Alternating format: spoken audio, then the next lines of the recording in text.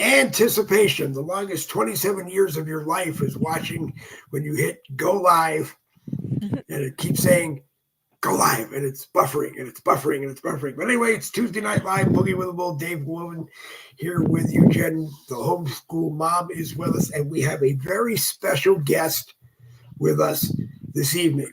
And we're probably more nervous than she is. Oh, But Susanna Suzanne. Cardo is She's here with us lovely. on Boogie with the Bull tonight. She was a trafficked adult who managed to escape.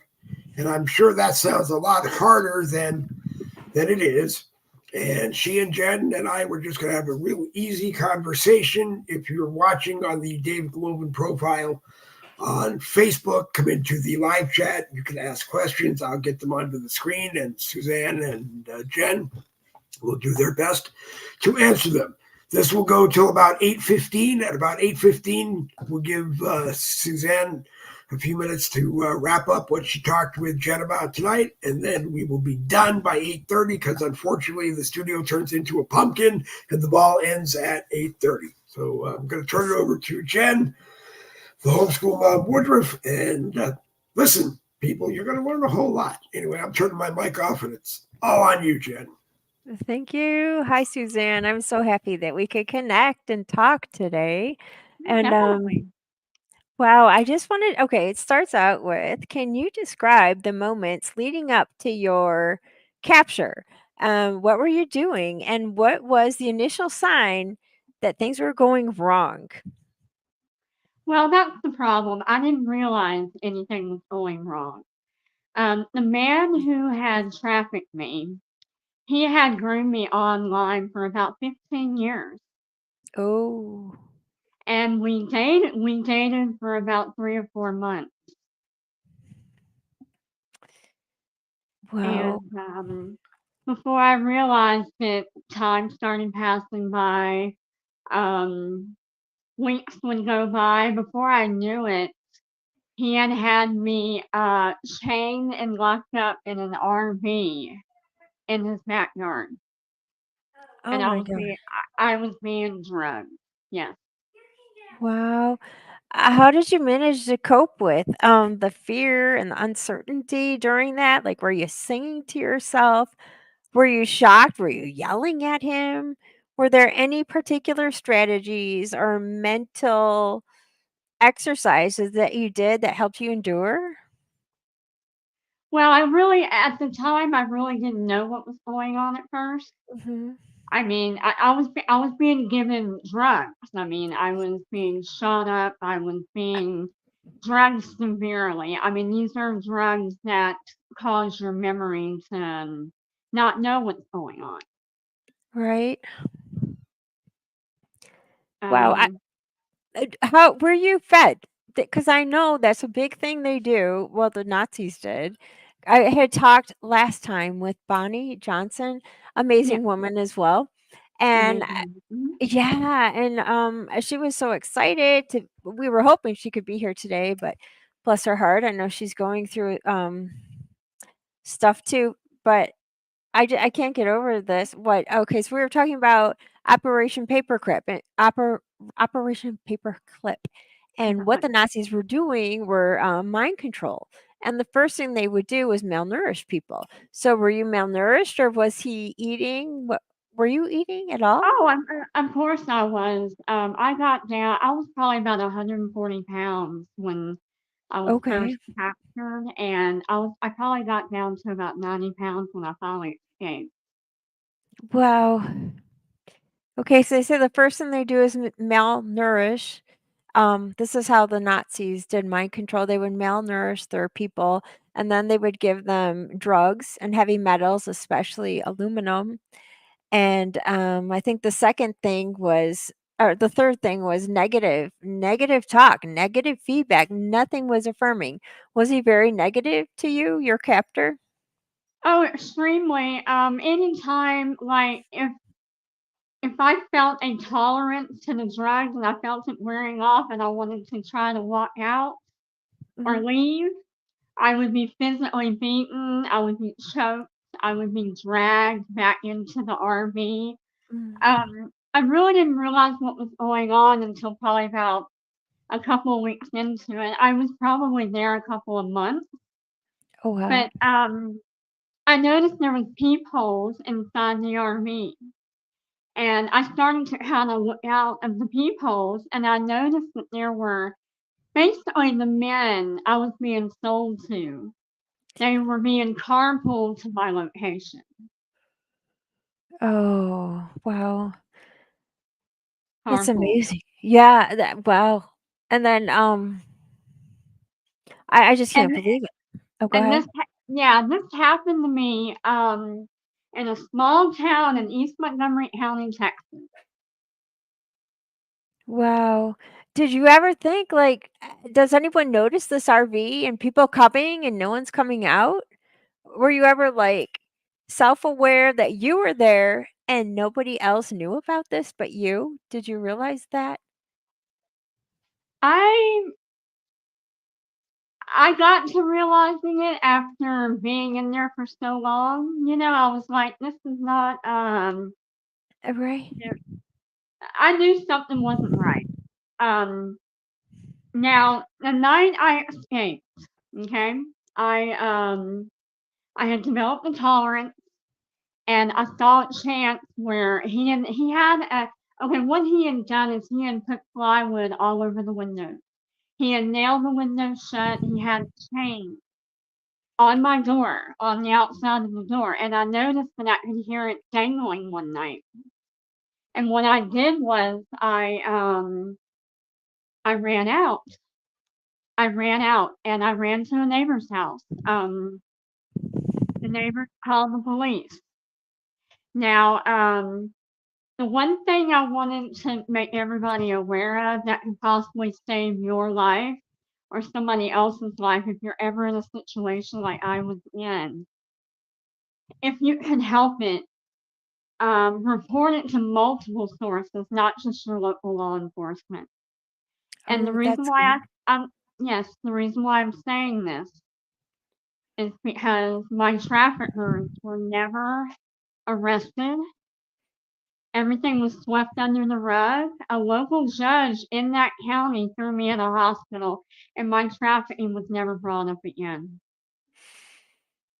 Wow. Do you think the hospital was giving you things that would help or drugs that would help you forget or calm down or be numb? Or was the Oh, hospital I, help? I, I, I honestly think that their attempt was for me to never. This has been 3 years ago now. I think their attempt was for me to never talk about it, and me really to never survive and live to talk about it. I'm so impressed. I'm you're just so powerful that you did this. I love that you heard that chain, you got out and you knew what to do. That is awesome. And now you're coming back to like rule and reign over this struggle and save other people just by your story. That is beautiful. How are you Now, doing? well, Mhm. I mean, there's been, I don't mean to cut you off. No, you're fine. There has been, I mean, there's been multiple attempts on my life since I escaped, multiple attempts. Um, Come to find out, my trafficker, his cousin was the sheriff in that county. So Mm. this was a huge organized effort on their part, and it was a huge organized effort to make sure I never lived to talk about it. Um, Bonnie, she's kind of in the same situation I'm in. They never stop targeting you. They gang stalk you and they target you and they try to kill you. I mean, my friend Bonnie last night, someone put a bomb on her truck.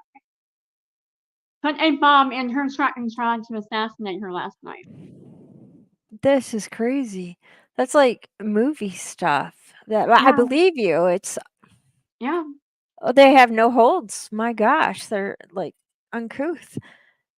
And the truck was towed away. It was completely melted. Of course, there's no evidence to try to pull forward, and those people are gonna get away with it.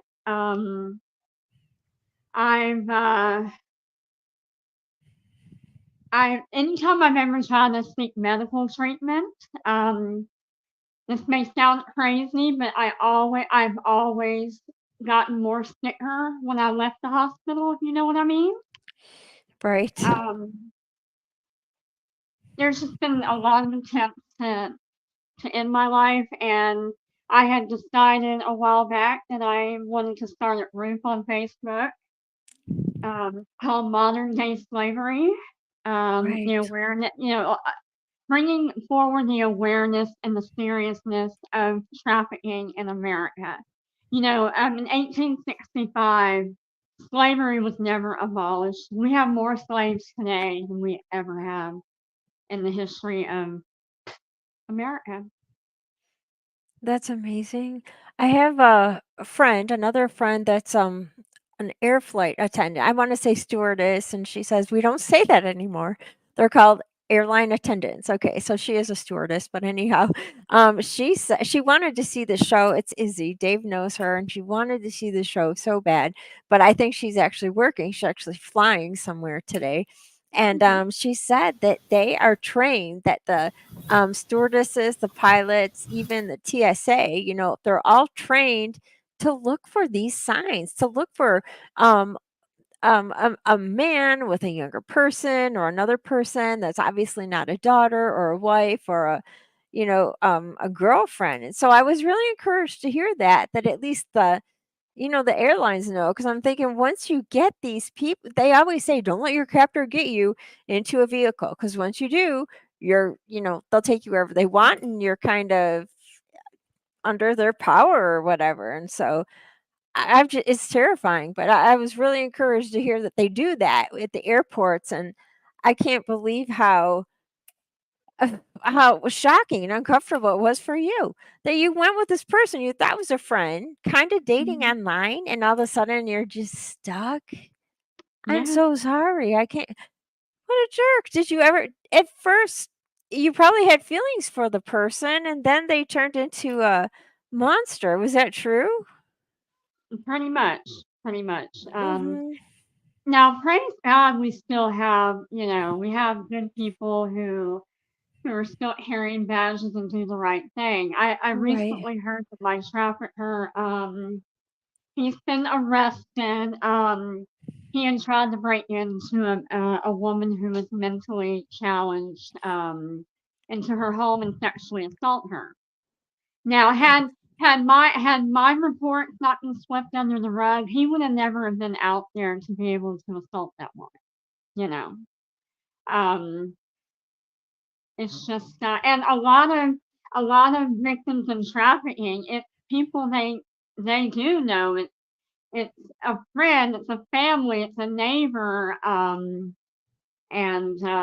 it's not just the scary white little minivan outside, the cargo van or whatever, it's people we know and we think we can trust, and but it's a whole huge organized effort, and that's why they get away with it, you know. Right. When you were captive, did you see any other people, or have you seen any other people who have been trafficked, and you just kind of look at them and you realize what's going on? Hopefully they're free now, but at the same time, was Um, wow. You're no, just well, okay.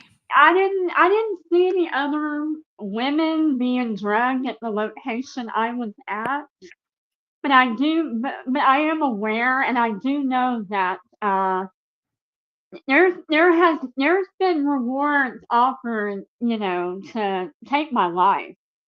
And what they do is they reward these gang stalkers with, Mm, they take them to trafficking houses, and they reward them with sexual favors. wow. Yeah, Amazing. yeah.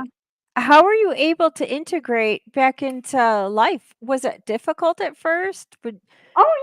Oh yes. I ended up, well, when I spent about 30 days in that hospital that I was Mm. ordered to be put in out of nowhere. I ate my trafficker. I'm telling the police this man's had me chained up and been drugging me. for like a couple of months, and then I ended up in a hospital for 30 days. But Wow. when I got out, there was so many attempts on my life. I had a home invasion. My animals got strangled in my bathtub. I know that I woke up with a hole in my arm, so I know they gave me a hot shot and tried to kill me. Oh dear Um, God. what happened was I ended up boarding up my home, and I fled to the New Orleans area, and I slept in somebody's extra storage room for about 7 or 8 months. Wow, that was nice. I bet I somebody, basically hid for my life. Yeah. right? I'm so glad they were able to offer you a place. Like it must have felt like you were in an underground railroad, going from house to house or safety to safety. And I'm so glad you're on your own now. Are you on your own or do you have I people with you? I am on my own. I'm I usually just try to stay one step ahead because they never stop. And their goal is to get rid of me in an organized fashion. Whether it be, oh well, I go to the emergency room, they give me a deadly flush, and then claim I had a heart attack. That Wow. they or an overdose or whatever you want to call it. Wow, 'cau Um, you're so important. You have a voice and now you have a history and a story that they don't want people to know, and I think that was so wise that you said you told everybody and anybody you could once you were free. Um, I and were the neighbors that you talked to, were they shocked? Did they act like, "Oh my gosh, we had no idea?" Or were they compassionate? well, out there in East Montgomery, Texas, where I was held captive, and obviously there's a lot of people in on it out there. The houses were kind of, they were all on a couple of acres of land, each, so kind of spread out. And Right. I was so, I mean, traumatized at the time. I don't even remember really who the neighbors were. All I know is that they called the police, and when the police showed up, I'm being told you should leave him alone, and like it's just the way these people came across. I remember being put in an ambulance, and I know the paramedic was working on me, and at the same time, my trafficker was trying to get into the ambulance, and at the same time, the police were just standing there letting him do it. No. My gosh. You're like, "No, this is the perpetrator." That's crazy. I cannot imagine. Did you ever have to tell yourself, "No, I am the good girl in this situation. I am the right one. I am not the criminal. I am the good guy." Did you have to tell yourself that or did they have you so like disillusioned that you actually thought you did do something wrong? I mean, You did know, it was it honest, too many words? I'm sorry. honestly, it all. I mean, it didn't make any sense. I mean, I'm transported to this hospital where I gave birth at, and this one nurse comes up to me after I had woken up, and asked me, "Do you want me to call such and such that's on your emergency contact list?" And just for I'm not I'm not going to say names, but it was supposed to be my mother on the emergency contact list. Well, she she brings up this man. I have no idea at the time who this man is. So she was one of the good guys, and we didn't call that person. But a couple of years later, I found out that it was my trafficker's upper command that was put on there so they could watch me while I was in there. And Wow. they would know when I would be released and all of this stuff. I was their slave. Wow. Um, were did you get pregnant when you were trafficked?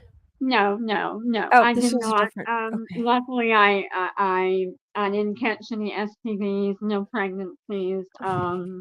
that's awesome. I had I had had a grown child, and when this happened to me, I was torn away from my 9-year-old little boy. I was Have you basically torn. I was torn away from my 9-year-old little boy and thrown into modern day slavery. my God, have you been reunited since then? Yes, we've had reunions. It's been really hard to get back on my feet. They've tried to make me very, very sick, very ill. I mean, they have, they have, they have made some really strong attempts to, I mean, give me a heart attack for me to drop dead. So it's been a little difficult. I'm still in the battlefield here. I'm still dealing with it. But I It, know what they're doing and how they're going about it. uh, And I'm just hoping that my story, if anybody is ever in my situation, right, to try report it to multiple places, because if you just go to your local law enforcement, um, they may just cut, especially if your trafficking is ran by a huge organized ring, you're not going to get the help that you need. In the last 3.5 years, I have been blocked by the human trafficking hotline. I have been blocked by the local FBI office in Houston, Texas. I have written senators who only refer me back to the local Houston FBI. Um, these affiliated organizations that are doing this, they have infiltrated themselves everywhere. They have positioned themselves everywhere to try to block people like me from getting help. I think you're so brave still. I know I keep saying that. You're just amazing. And you set up a website for people to go to. I know you sent me the link. I love that. That is amazing. That's great to go through something that horrendous and to go back and try to help people who get stuck in that same situation is amazing. Um, who has been your biggest like encouragement or go-to person? Do you have one right now? I know Well, it's weird with your mother, I heard you said. And I hope you have a support group of friends or a good friend that stops by and at least has lunch with you. I mean, I don't want you to be lonely. I mean, in the last couple of years, being in my situation, it's not a lot. Most of the people I grew up around, or the people that I thought was there for me, um, they were scared away. They didn't want to be part of the triangle. They were afraid, if they had anything to do with me, that they could possibly be hurt or kill themselves. But I would say in the last year, I have come across some really great people who understand, I started that Facebook group. It's called Modern Day Slavery Awareness in America, USA. And there's just so many more people that have come forward and they understand, it's always a good thing to be able to talk to other people who can understand your situation. Right. You know? Right. So, Um but I felt pretty alone my first couple of years, either people didn't want to be around it, or they didn't want to believe it. right. Right. They Or think I'm the out of crazy one. no, never. I know you would feel like that, but I know a lot of people are like out of sight, out of mind. Never Yeah, not happened. my clown, not my circus. Yeah. Yeah, you can't do that. No one can do that anymore. And I always say the same thing, but it's true. No matter what it is, if you see something, say something. But I know in your predicament, no one saw you. I would feel so invisible, and I'm so proud of you that you came out of that and you're still invisible. But it's why you have to be. You're not invisible to me. What I mean is you can't be out there yelling and saying, screaming to the hills, "Hey, I'm here. I'm still," because you have people who are after you. That is insane. I can't Yeah. believe it. But I think the way you're going about this is absolutely amazing, and that is great. Yeah. What kind did you ever think of, like, a meal? Like, did you want a certain food, or were you thinking of coffee? What were you thinking of what the whole time you were there? People always Oh say wow. you go to a comfort in your mind. What were you thinking? I mean, nothing wrong. I'm not saying Well, no, you're I'm more of a music buff, so oh, there was certain songs that I would play in my head to kind of zone out, you know. 'Cause Cause a lot of the times I only had access to like a dripping faucet, you know, for water and stuff like that. And of course, when I was in that hospital, I was afraid to eat anything. I remember one of the patients telling me to eat my food in moderation, and I really didn't understand that at first. But like when they would bring the trays in, like, you know, everybody grabbed their tray, and my tray was the only one that had my name on it. Now tell me okay. if that would make you uncomfortable. Wow. Yeah. Wow, do you think the patient that told you, "Eat your food in moderation," do you think they knew that it had been tainted with? Was it tainted? I believe so. I believe that they were a part of the affiliation. I remember one girl coming up to me in the hospital, and she was like, "Oh, the judge took like, oh, like 200 hours off my community service for being here." You know, everybody is getting something out of it. You know, they're getting Oh some my kind of gosh. reward, so to speak. Yeah, Mhm. yeah. Wow, I can't believe even in a hospital, you have to feel safe in a hospital, you're supposed to, but what You're you supposed always to. where do you go anywhere where you don't feel like you always have to look over your shoulder to see if someone's following you? Or do you always have that caution?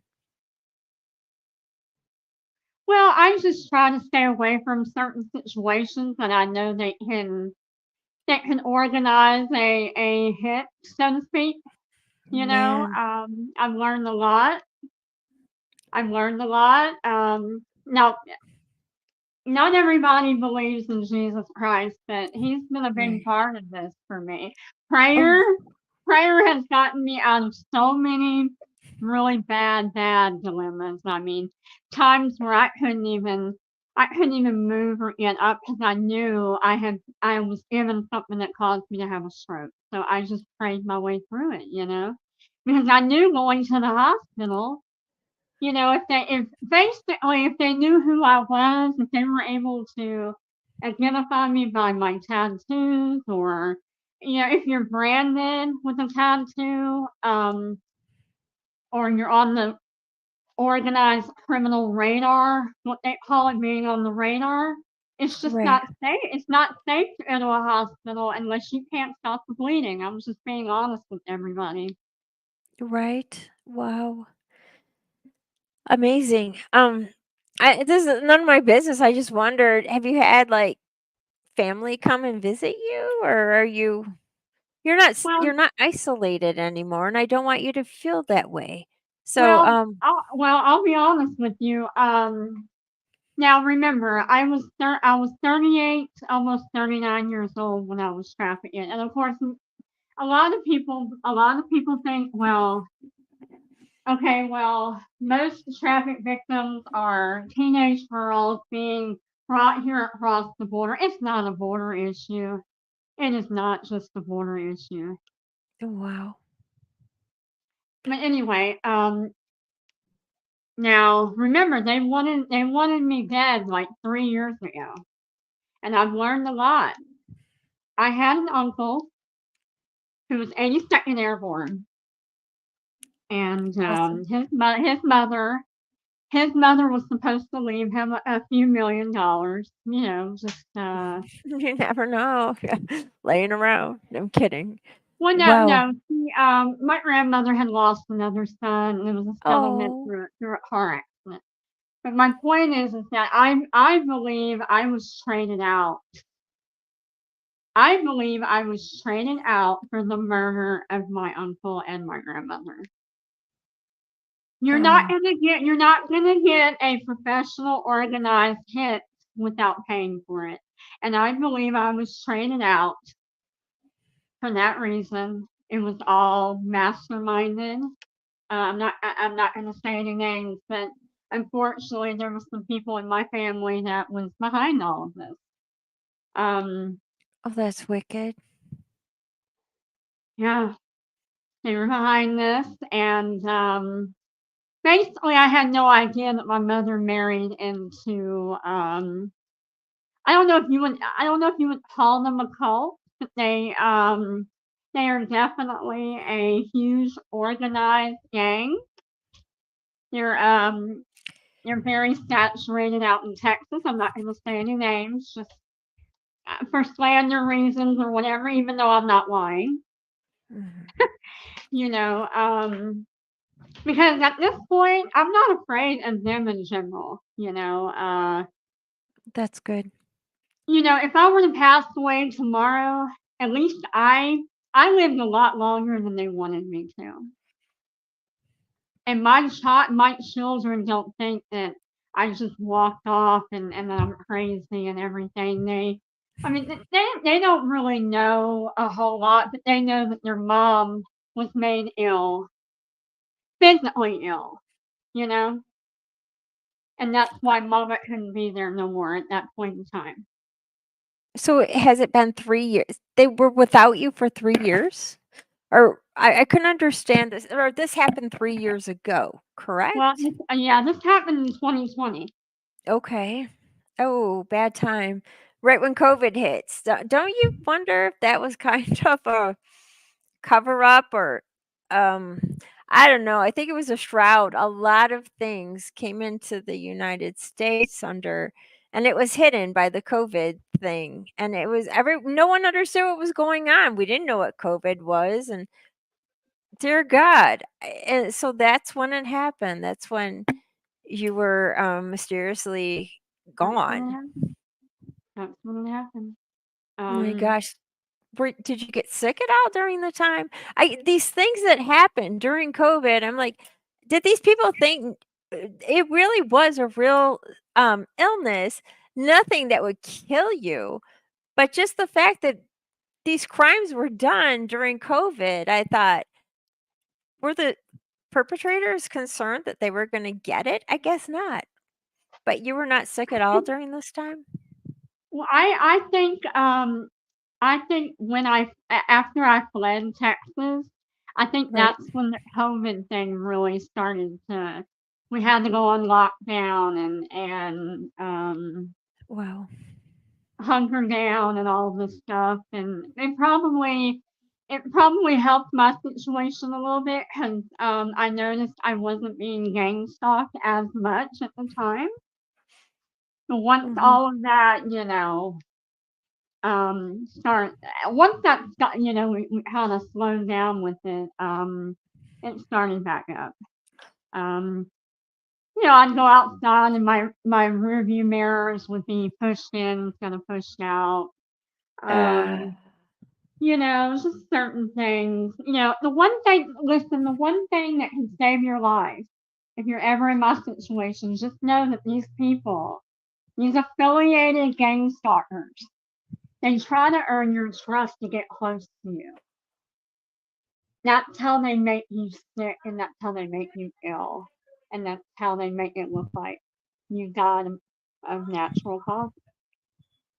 wow. Wow, because we were talking, I was talking with my friend who is a police officer as well. Well, I'm not a police officer. She's a police officer, and she was saying the same thing I was. It's got to be weird, or had to have been awkward at the time of COVID when it was at its strongest point. I mean, fantastic for criminals to have a mask on their face, but at the same time, when you're doing what your nefarious stuff, don't you think you're going to get sick? Don't you know? It was just so stupid, but it was a perfect shroud for these criminals to do what they're going to do. And I hate that that happened to you at that Mhm. time. Did you ever see the guy with a mask? Was he wearing a mask like the medical ones to make sure he didn't get sick, or no? Just out of curiosity. Do they care about themselves? Like, obviously that's all they're thinking about. It they're selfish, but did they ever I don't know. wear I don't. a I don't mask know, or but I do know that the ones that would come in there and give me a deadly flush through my IV, their name tags would always be turned around so I couldn't see who they were. man? Wow. And what I, So if anybody's wondering what I mean by a deadly flush, I'm not sure what the medication is, but it basically it makes your heart go from normal to you're beating out of the 200. I'll explain what I'm talking about. The last time I attempted to go to the emergency room, okay, I'm laying there in the bed. I'm feeling safe at the moment. Of course, things cross my mind. Okay, well, are they gonna know who mhm, I am? You know, this and that. right. Well, the lady comes in there and says she's gonna give me some nausea medication. Well, she puts it in my IV. All of a sudden, my heart rate goes from 80 to 200. She's standing behind her, and I'm screaming.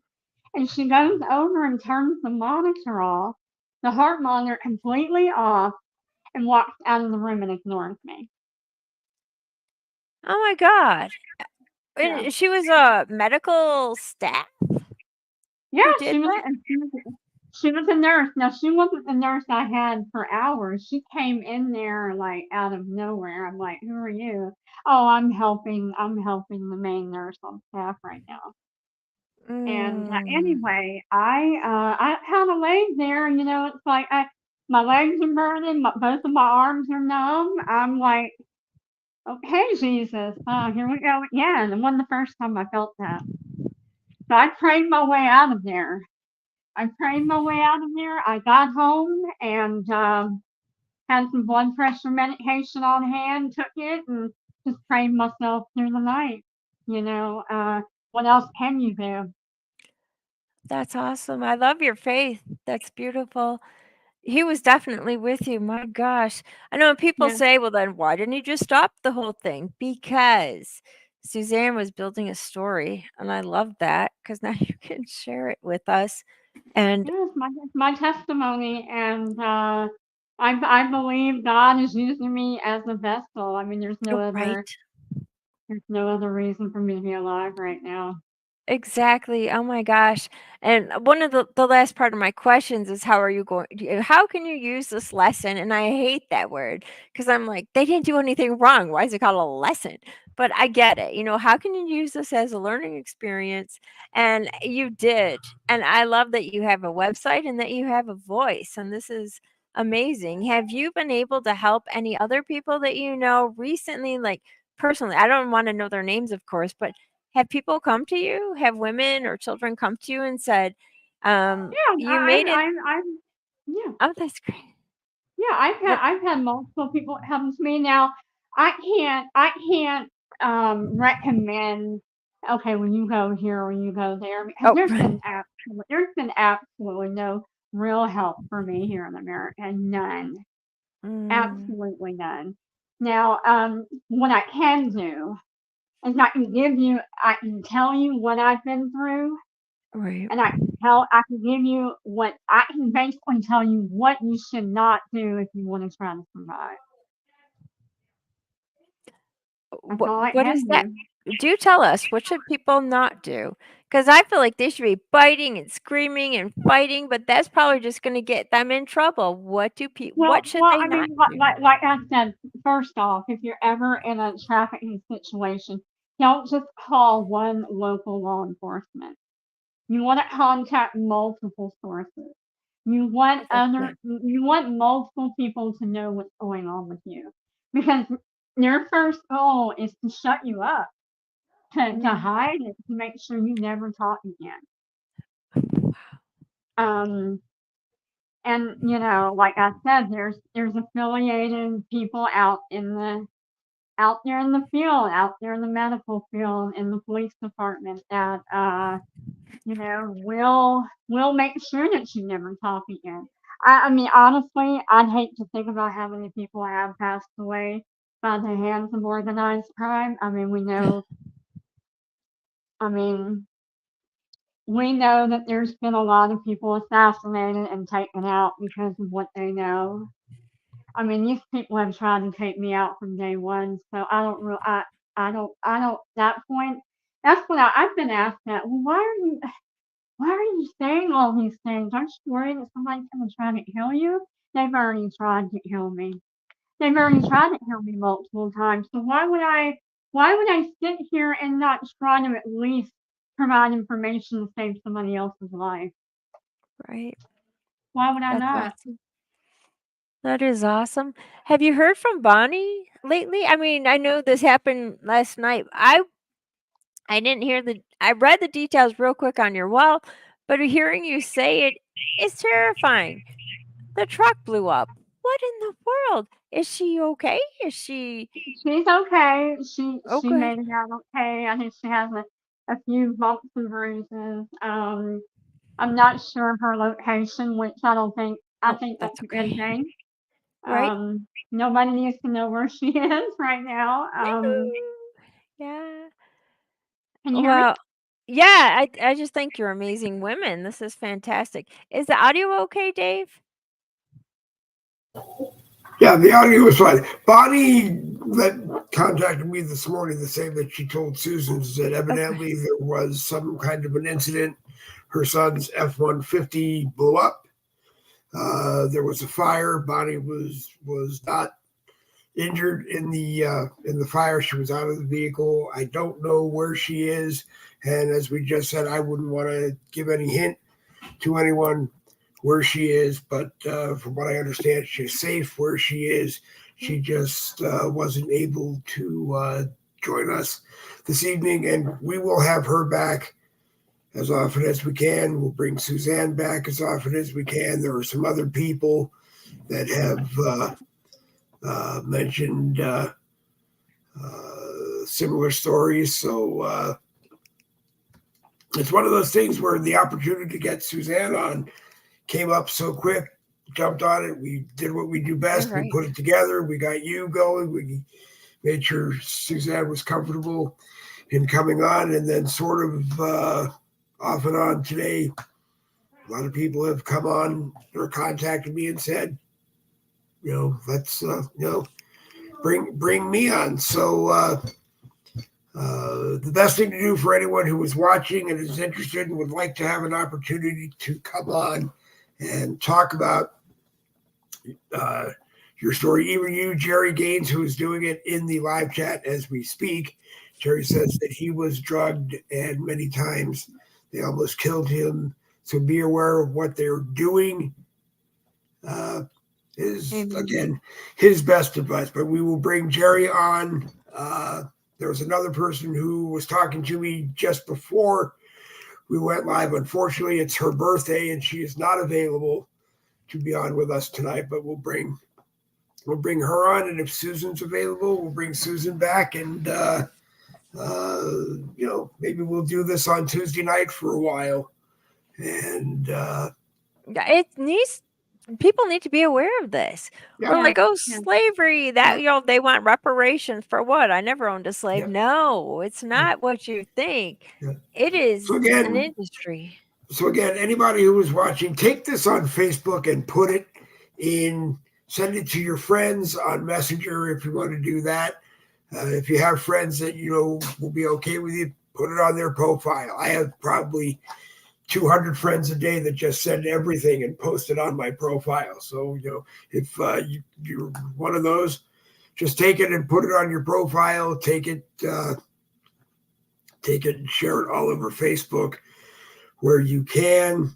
If you are on YouTube, you can go to the Boogie with the Bull YouTube channel and you can watch it and you can share it from there all over social media. It's an important thing to get up and get slammed in the public's eyes. Yep. We hope that we can do that. We hope that Suzanne will be able to do that, and Bonnie will be able to do that. Other people that are involved. I'm going to fall back and shut up and let you ladies continue on and try to do some more live sharing as we can while we go. I did send it to Izzy Wilshire as soon as you mentioned. I sent it to Izzy, and because you never know where Izzy's going to be, but I want her to be able to see it. How I Oh how was gosh. many very, people how I, many people are watching? I won't know until about 15 minutes after we're done when the podcast posts on Facebook. Generally, like I said before, we're not huge. We get 30 to 100 people watching on a Tuesday and a Thursday night. Then we pick up usually by Thursday night. This will have probably picked up another 100, so that Wow. it'll be over 200. But we bring in things like this, and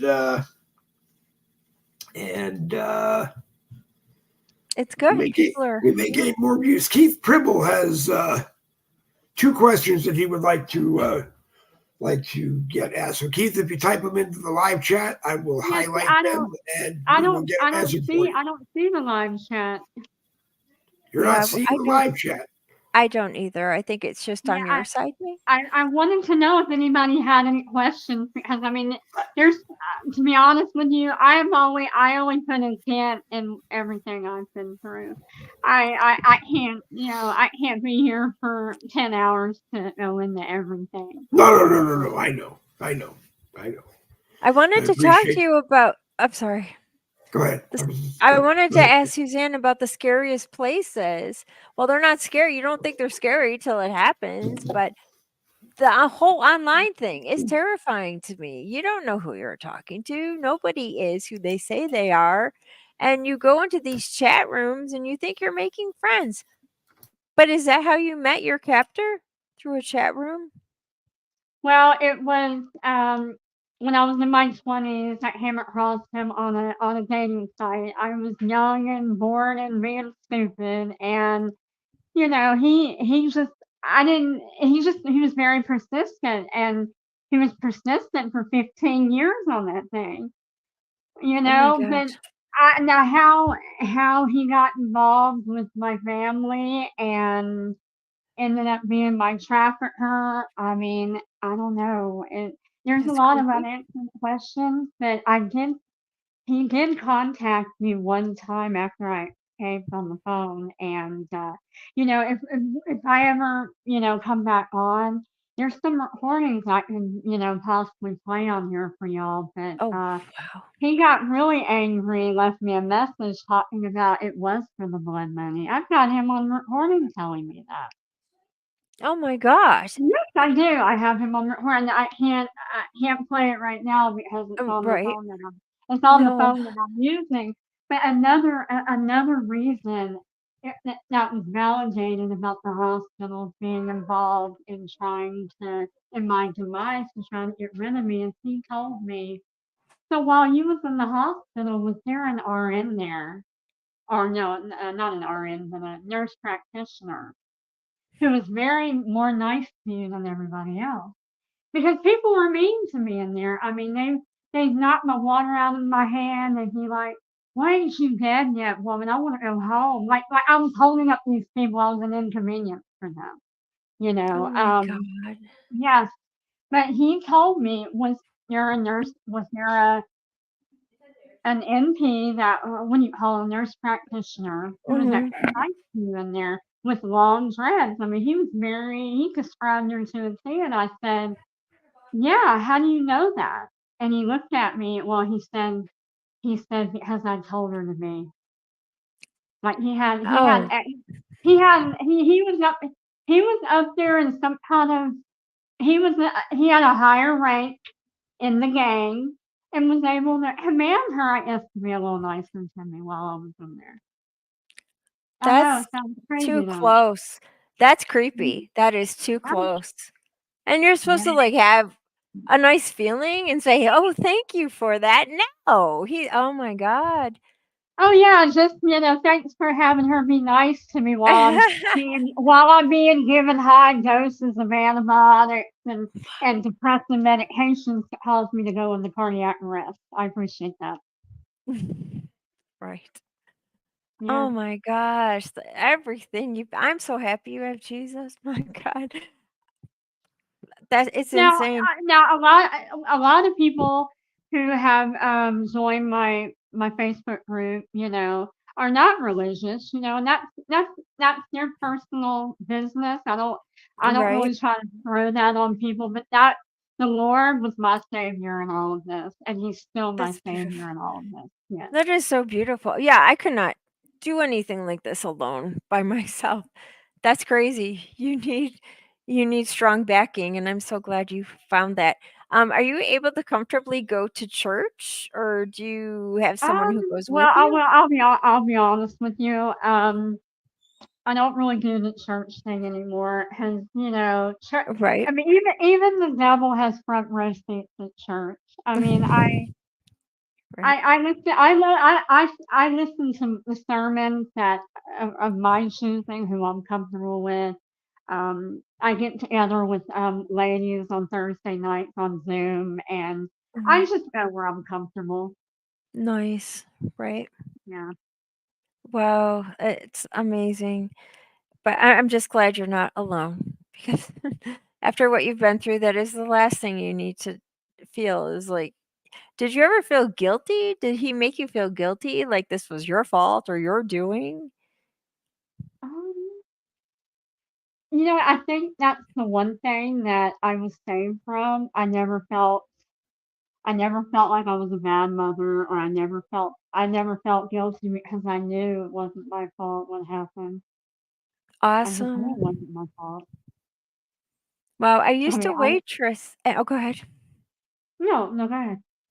I used to waitress, and it was at a restaurant that had a big bar in the middle, and it was cool the way it was set up like Cheers, like it was a big square and people would sit around, and I met these 2 girls that would come, I think it was right before they would go to work, they were dancers, and I guess a lot of the, people that get trafficked start out as dancers, and they were exotic dancers, and I was so concerned because the people that would follow them in just to get a beer, and I'm thinking, this is not safe. Well, this is like 20 years ago when this happened, and you hear it more prevalent now happening, like your story, and people like Bonnie, thank God we have rescuers who are aware of what's going on and out to actively help people avoid these situations.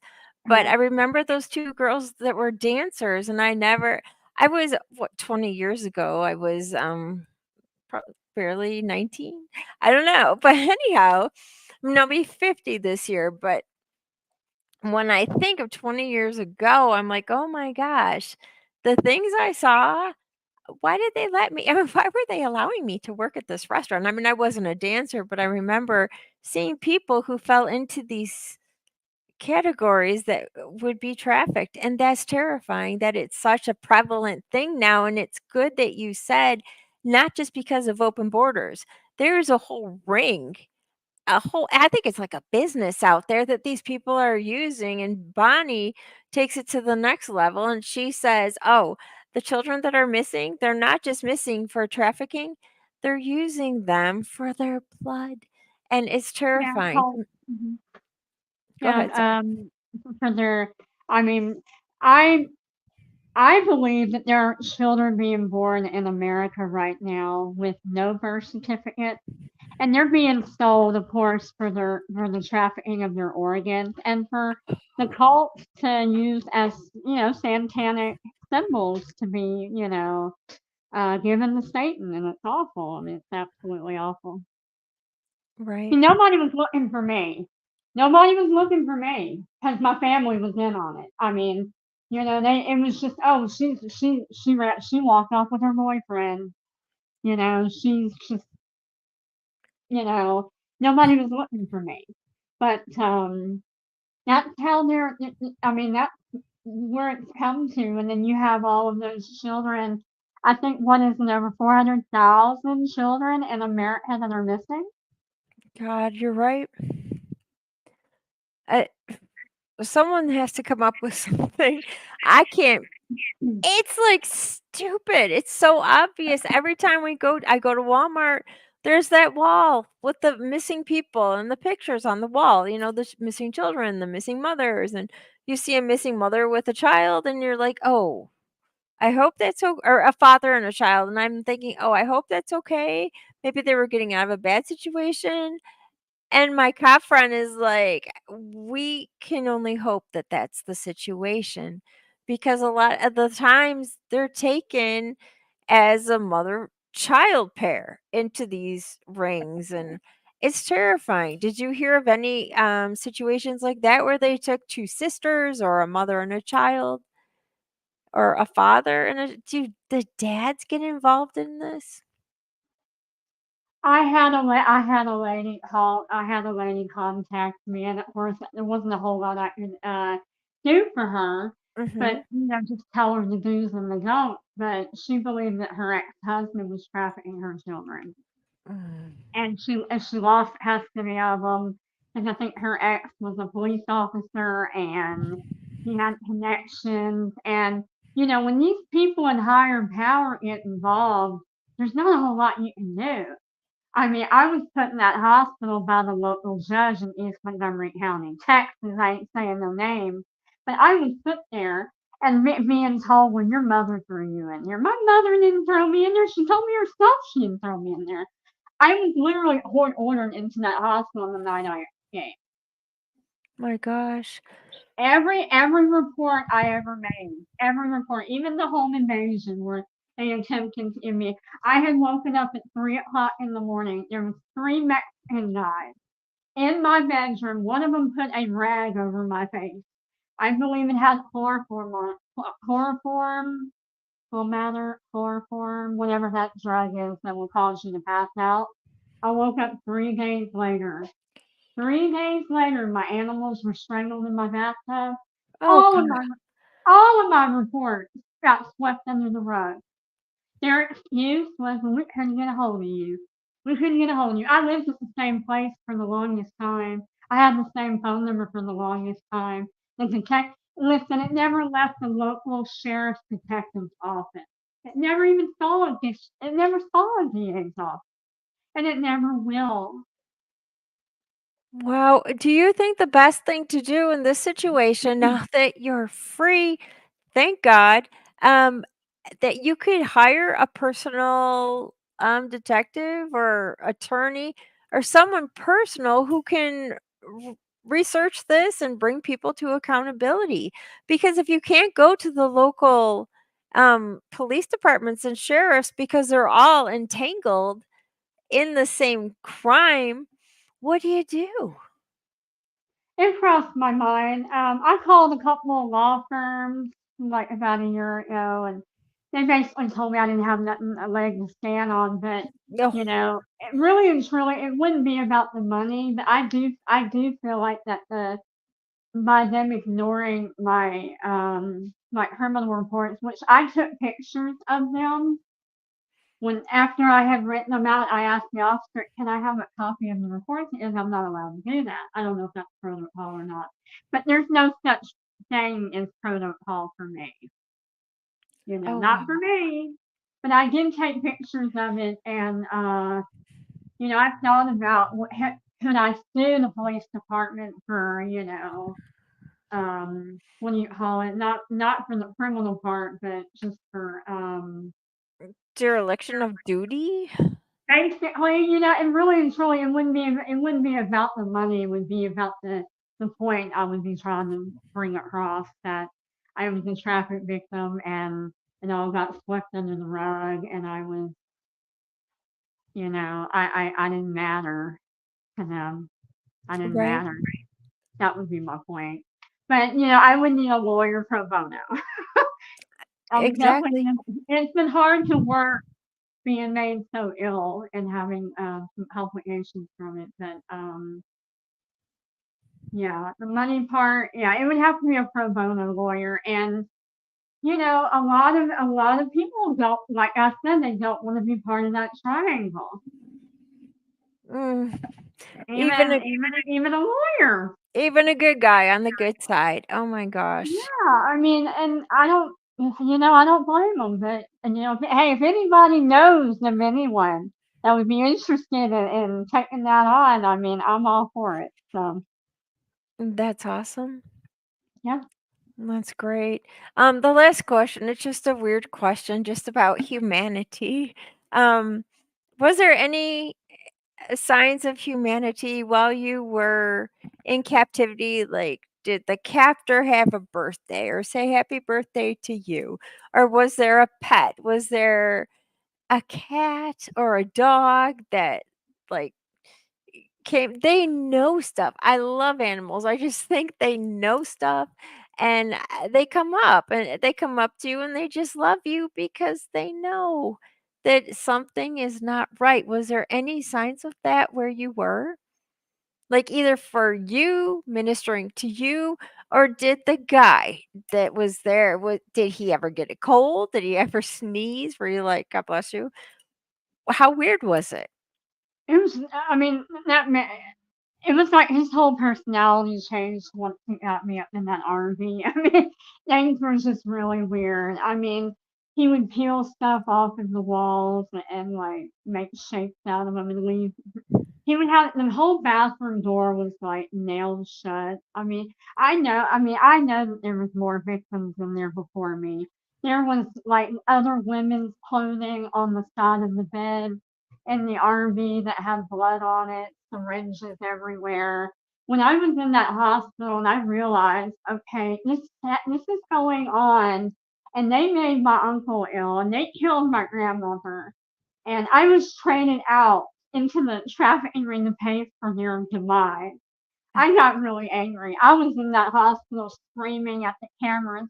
I said, "Y'all better clean the house because I'm telling you better clean house." And from what I gather, I was told that everything was cleaned up. Oh yeah, everything was taken care of. There was no trace of anything. So Unreal. now I did get some sympathy from a nurse while I was in that hospital. I'm diabetic, and being in a mental hospital, they were. It was so important to give me these diabetic shots. Well, I believe there was something in the insulin to help kill me.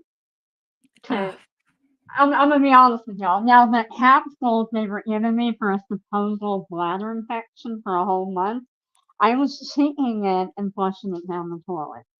But there was this one nurse that was there twice a week, and I had asked her, I said, "Will you please come into will you go into my room and we can and I can give myself my shot discreetly where nobody's watching." She knew I was missing and it was hitting the floor and she ignored it. I think she knew she was part of the organized crime, but she had a little Oh, bit of empathy for me. She had a little bit of empathy for me. that was nice. So frustrating, but Yeah, wow, yeah, very nice. unreal, unreal. I mean, I'm not saying I don't believe it. I'm just like shocked. This many people, were they getting paid off for this? Were they getting money as well? Uh, that- Well, like I said, it's a whole organized effort. Supposedly, I was in that hospital a year before that, but I wasn't. They had mm, they had organized this for a long time. When the doctor called my name, we went into this room and I was trying to talk to him, and he didn't say one word to me. Not one word to me. He wrote down whatever he wanted. uh, I don't know if y'all ever seen the movie Abandoned by what is her name? What is her name? Murphy? oh, I know what Nicole you're Murphy? talking. I know what you're talking about. Yes. I don't Nicole. remember. I mean, oh gosh, it's older movie, isn't it? It's like 10 years or more. A Well, band. Is it a 20-year old? is her name Nicole Murphy or is it Her last name is Murphy. Is her Murphy? Yeah. Well, her and her husband dropped dead about within a year after that movie was made, and oh, half of that movie is what I went through when I was in that hospital. I mean, yeah. I unreal, mean, my god. yeah, the doctor's writing down whatever he wants. Here's some more advice. If you have to go to the hospital, you really should if you can have someone you trust go with you, because they'll write down whatever they want. They'll claim you're suicidal and they have you right then and there. I think that's what they did to me. Oh, wow. Yeah, they just wrote down whatever they wanted, and That's yeah, amazing. How was it to get out of the hospital? Because 'Cause I've been in there a couple times, but it was to have how a did I get baby. out? Yeah, How it did I, was it well, the exit, I don't know what they call it, the discharge. The discharge papers, it was days. I'm like, all I did was have a baby. Why is this discharge so long? They just keep testing and testing. And I'm like, they're just taking DNA. But it wasn't a crooked hospital. It was nothing like what you went through. But how did you ever get out of the hospital? It's hard well, enough. well, I noticed that we had one group a day, and normally hospitals, those type of hospitals have more than that. But we had one group a day, and I noticed this one woman came in to teach the group. And everybody around the table was just laughing, not paying attention. I noticed she was really frustrated that, nobody was paying attention to what she was teaching, and that I felt like she was really there as a real employee and she was not affiliated with the rest of them. I brought Right? her to the side and I said, listen, I've been here for 3 weeks. I've been here for 3 weeks. I want to go home. So she started kind of giggling in, and I noticed it started aggravating the other people. And I guess plus it was almost time for my insurance to run out. And it's amazing because I had a big fat copay. Can you imagine being thrown in the hospital for them to kill you and you end up having to pay a copay for that? That's unreal. Oh my Unreal. god. What did they write you up at? What was it? It was mental. You said it was probably suicide. That's crazy. They could change it to be whatever you want, whatever they wanted it to be, like you were saying. Oh my gosh. That And that sounds like in that Murphy movie, and anybody ever has a chance to watch, and I think it's free on YouTube, she was trying to get a message across about organized crime. And I believe her father knew somehow her mother was involved, and her mother ended up getting $10 million after she passed away. It was all about the money, kind of like my situation. wow. The irony, my uncle went and fought for our country. He was 82nd Airborne Artillery and comes back to America to be murdered by organized crime over money. And I was traded out for it. My gosh. Traded out for it. I mean, but the way I look at it, for me to be telling my story, my uncle's death was not in vain. It was not in vain. They never got to touch the money. Um, Now the estate, my mother gets to live in it until she passes away. That was in my grandmother's will.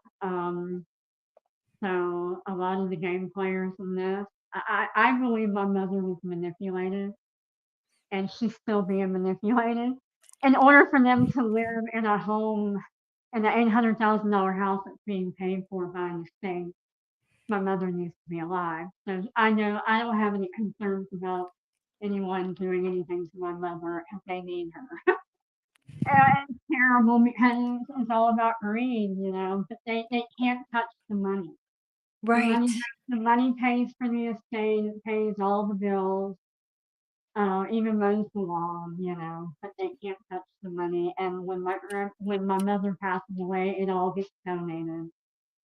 And it goes to an organization that saves her eyesight in Houston, Texas. So, um, my uncle's death, is not completely in vain. I mean, I wish he was still alive, and I wish this never would have happened to me, but it did, and it is, and this is what I was supposed to do. When Dave asked me if I wanted to come on the show, I thought about it. I was like, it's time for me to tell the world verbally, not just by my website, but just verbally about what's going on. And I hope that if I saved one person's life, that I made a difference. Right. Do you think those your captors are watching this or the ring? I mean, Oh, don't have no of course they are. Listen, anytime you get a friend's request on Facebook, just be aware that it's probably a surveillance camera. wow. That's a good point. That's a really good point. Of course, they watch me. I'm They're, really they're, they're, they're always in my medical records, in my medical files. Last time I went to a specialist, something, my discernment. I have a really strong discernment sometimes. Unfortunately, not always, because they've gotten away with almost killing me multiple times. But that was um, then. You're a new creature. Yeah, I love it. But go on. Pardon me. no, what I'm saying is that about a year and a half ago, I had went to a specialist, and something just didn't feel right. And she wanted to do a test on me, and she said, "Well, if your blood sugar is a little high, I'm gonna have an ambulance come get you, and you're gonna go to the emergency room." Well, I just got out of there. Something told me something wasn't right. A couple of months later, I was able to go into my medical records, and I was able to read a note that she wrote in there, and it basically said that I had told her this and that. I had told her that I thought the cartels were after me. She even put on there that I had a supposal rape and sexual assault back in 2020. She Oof. was saying she was really laying it in their thick, and I believe that was another attempt to assassinate me, to get rid of me. So, it's an ongoing thing, and but I'm one step ahead. I'm not giving up. And I was, for the record, I was not. I was a little nervous coming on because I've never spoke verbally to multiple people about this. But am I Right. afraid of them? No, I'm not afraid of them. Awesome. They're cowards. They're cowards. Right. Yes. Good for you. You Yeah. did a beautiful job. I tried to stay organized, but you're just fascinating. I had to ask. I'm like, seriously, Oh, I'm sorry. what TV shows did you watch in the hospital? What was your go-to? Was there something encouraging? I'm just trying to help people connect back to their humanity because it makes Oh, you yeah, I feel understand. I understand that. invisible. Well, I mean, sometimes they would pull the radio out, and they would The let me music. request some songs. Awesome. I would be able to listen to the music.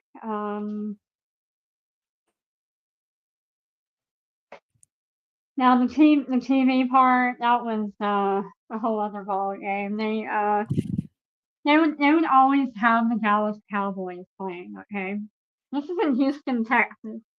And I always thought it was strange because that was my uncle's favorite football team, was the Dallas Cowboys. I kind of felt like I was being taunted by these people.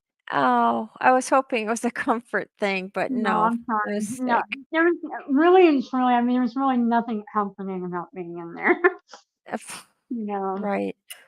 Just that you were not in the RV. Wow. You've got a beautiful story. Do you think you're ever going to get it put in a book or I I have a pla- lot of I have a lot of memoirs written down. I have a few people I trust that have copies of these memoirs, and so if I'm unable to get my book together, of course I'm going to write a book. But if I'm unable to get a book together in my lifetime, I will definitely be talking beyond my grave. Oh, It, you're awesome. it is all written down. Oh, Dave, good show. I love your guest. This is wonderful. Such a brave woman, very I'm glad powerful. we did it. I'm very glad that Right. Suzanne came out So was and there talked any about was it. there, was there, was there any questions from somebody? No, the person who had questions joins us when we're doing our usual political broadcast. So the two questions that he had are related to politics. So we'll Oh, discuss. okay, okay, So we'll discuss them tomorrow morning when we're talking about what happened tonight. okay. Right. Just wondering if You know, anybody had any questions. it's one of those things. I mean, I'll be honest.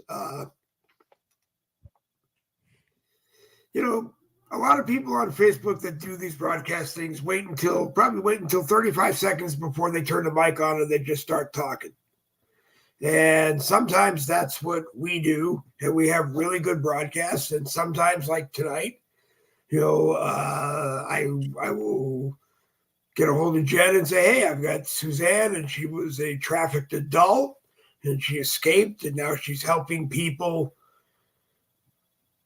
possibly escape or get back into life. And Jen thought about it, got a hold of you, whipped out some questions, and we It's we so had a good good. time. And I thought, it's like I told you, it would be laid back. Awareness. There wouldn't be anybody, there wouldn't be any hassles. The problem is that it's going to launch, and it's not really a problem. It's going to create more Tuesday night broadcasts that want to deal with this, because people are coming out and messaging me and telling me, or like Jerry Gaines is in the live chat talking about his experiences. And, I don't know, will any of the other broadcasts on Facebook take a look at it? I really don't know.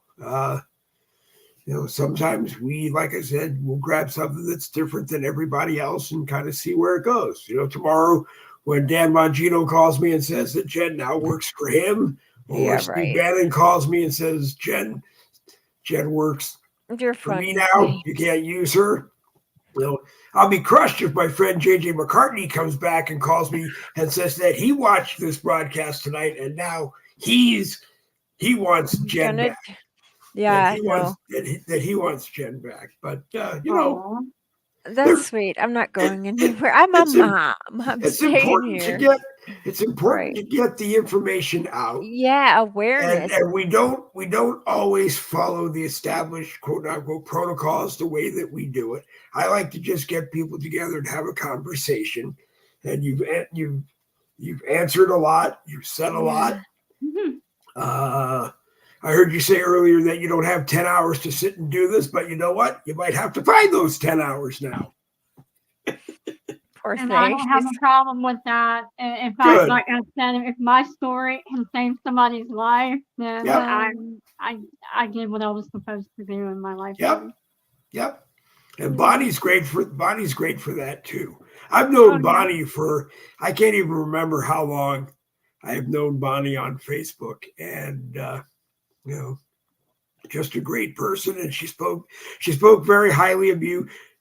She really was looking forward to the broadcast. We had been talking about it since I told her that we had it confirmed and we were going to do it. But unfortunately, I know the evil side of this whole thing crept in and got I wanted to ask to either of you, first of all, to Bonnie, she wrote a program to catch traffickers. I'm terrified of the internet catching people, getting good people, but she wrote a logarithm or some kind of program. Facebook premeditated social media.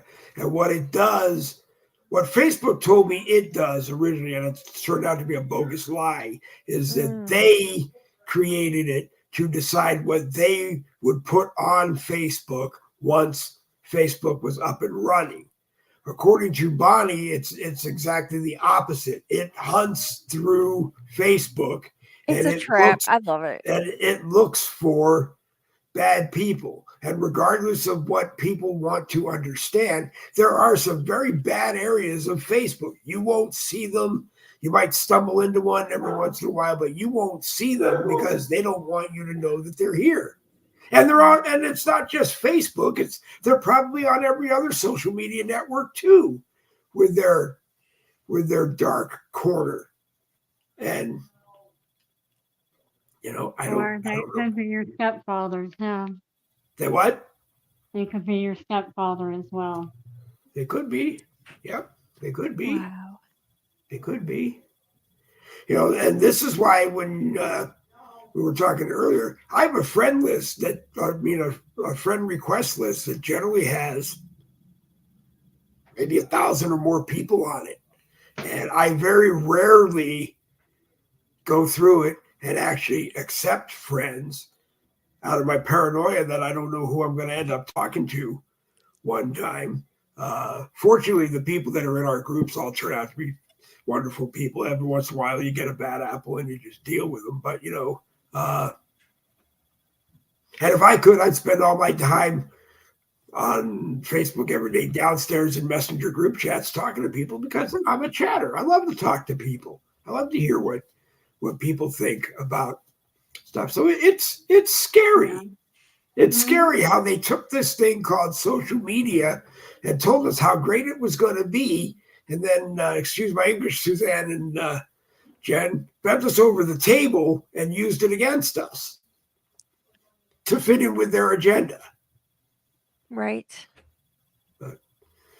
But ladies, I want to give Suzanne a minute or two to give a warning and any other last minute things that she wants to say. Then Jen gets her turn, and unfortunately at 8:30 we have to pull the plug on this one. Well, like I said, all I can offer is the do nots and those can possibly save your life or someone that you love. My group on Facebook is called Modern Day Slavery Awareness in America. If you want to come take a look and join, or inbox me if you have a question. There's so many things that I haven't revealed here, and there'll be other shows possibly, and but I appreciate anyone who came on tonight from from anywhere or from my Facebook page, or thank you for listening to what I had to say tonight. And Dave and Jen, thank you for having me on. You are Giving me this welcome. opportunity. You are welcome on anytime.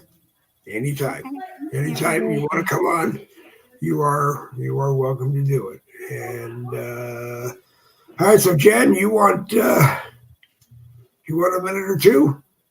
I just wanted to say thank you to everyone watching. And if you see something, say something. If you see an RV parked in someone's driveway and they're bringing supplies and food and stuff in and out of it, but nobody's leaving, say something or knock on it. Or what would have happened if someone had knocked on it? What would you have said, Suzanne? I mean, I don't know. I mean, he kept the chain on the door most of the time. He kept the chain in there. So, I mean, if anybody would have opened the door and rescued me, I mean, I guess I would have just been in tears, we've been in but Thank you. Yeah. Yep. Wow. I guess I'm going to give one last bit of advice before we go, and it's serious because it has, from what I understand, made national news, real news, and people are being told, if you see what looks like a zip tie on the door handle or on any door handle on your car, that typically means that you are being watched. I don't know who you call to report it, because again, it's like Suzanne hinted that there's good law enforcement out there, there's bad law enforcement out there. So I don't know, and I'm just gonna tell you that in my world, if I saw one on one of our cars, I'd have to call law enforcement and hope that they're going to be able to help us out. I want to think that maybe call law enforcement and maybe a local news media, and then after that, definitely cut it off. Right. Yeah. Don't leave it on there. Don't leave it on there, because I think it's actually the signal to whoever. But you're being targeted. But what it means to you is that you're being targeted, and just be careful. As other people on Facebook broadcast used to say, just be careful, and remember, to quote someone who we won't name, it was something to the effect of, "You will be amazed what you can do when you." I paraphrased it, because I wanted to use it without getting nailed. But you will be surprised what you can do for yourself when you are the only one available who can do it. Mhm. So it's kind of steals words from a very smart person. Yeah, you don't realize how strong you are until you Right. have to be. Right. Wow, that's Right. good. You will be amazed what you can do when you're the only one who can do it. Yeah.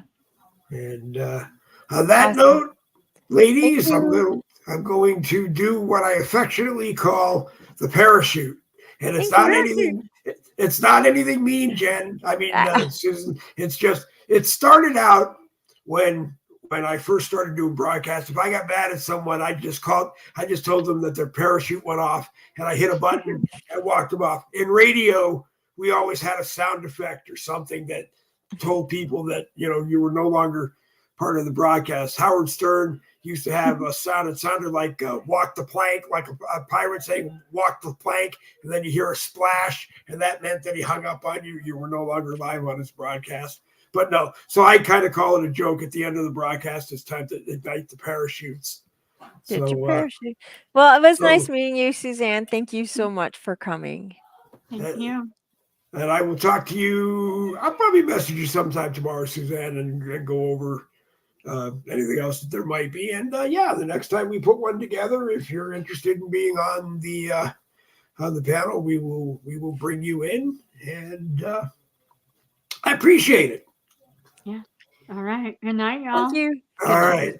So we'll do that one. That parachute is gone, and it really is that I'm not kicking people off.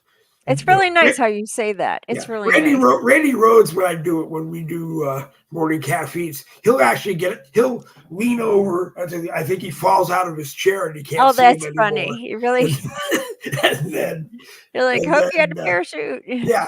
If it was me and I was on somebody else's show and they were going to do it to me, I think I'd just get out of my chair and walk out of my room, turn the lights off and walk out of the room. Yeah, it's funny. Great show, Jen. I really appreciate Thank it. you. That was good. Thursday is up in the air. Okay. If you want to do it, next Tuesday, the 23rd, it's a group in Georgia that is called Fresh Start Programs. And they, among other things, help people that have gone through this get a fresh start. And the lady who is the CEO, I believe, is a doctor also, but her name is Marilyn Peterson. And her son, her son, Craig, is the child psychologist or former child psychologist that I joke with on broadcast and tell me he owes me 15 minutes so he can come on and do some psychoanalysis of the child that hosts these things. But he, I believe, will be on. His mother will be on. And I'm hoping that we will, I'll probably finalize it in the next day or so. And then we'll get everybody to contact you. And we'll go off in that direct. We'll carry over in this direction, but we'll also talk about the other Fresh Start programs that they actually offer. Okay, thank you. That'll be next Tuesday, Thursday. April 23rd on the Jen Woodruff Show. Jen Woodruff, thank you. I don't know. We'll All see. right. Hey, I hope everything is going well at the Woodruff house. I hope Jesse's fine. I hope all your kids are fine. I hope that wedding is happening. I heard that your son, not only is your son going to build the first 4-speed manual stick Ford Crown Victoria, but he's also going to make it electric. Wow. I don't know. I don't think he's doing that. No, it's funny. He works for the road commission. He's building those nasty roundabouts. And I'm like, why are you doing that? What's wrong with the red light? But he's like, Mom, it's a new millennium. I'm like, They build those. Well, they used to build those things years ago because in England. Well, here in the States, they did it because it brought a bunch of busy streets into one circle where everybody wasn't in everybody's way. You just went around the rotary until you got to the exit to the direction that you wanted. Or if you listen on a GPS, it'll say at the roundabout, take the 14th exit. So you start counting exits until you get to exit 14. That's funny. It's stressful. You're Yeah. trusting other people to yield because Yep. if they don't, it's a mess. Okay, well, I'll let you go, Dave. All Thank right, you. Jen. I will send you off. Bye. And okay, if I what there we go. All right, Jen Woodruff is off. As we say always, that if you're interested in homeschooling, which really is the alternative to public schools these days, talk to Jen. Has a lot of information. She's active in I think, a nationwide association of homeschooling parents and others. And so keep in touch with Jen on that. The name of Suzanne's group again is Modern Day Slavery Creating Awareness About Human Trafficking USA. And it is a public group, so you can go into the group and you can read it, you can share it, and that would be appreciated as well. Also, as I said, if you have a story that was your life in this matter and you want to come on and talk about it, maybe we will try to schedule another broadcast with Jen handling the moderation, and